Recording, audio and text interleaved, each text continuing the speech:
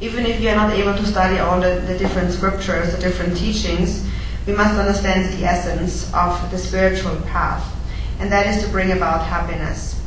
And so true happiness arises only from within the mind. And then we should ask, how do we obtain this happiness of the mind?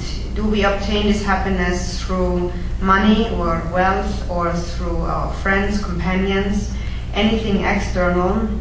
None of these things can bring the peace and happiness of the mind. It is only the mind itself that can generate that happiness.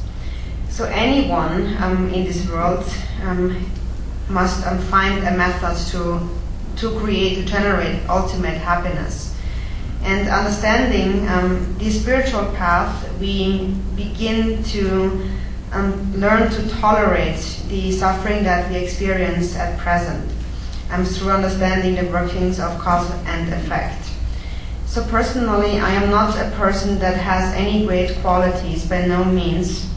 I'm not a great special master at all, but I have the quality of understanding the nature of suffering and having cultivated a tolerance to suffering, overcoming suffering.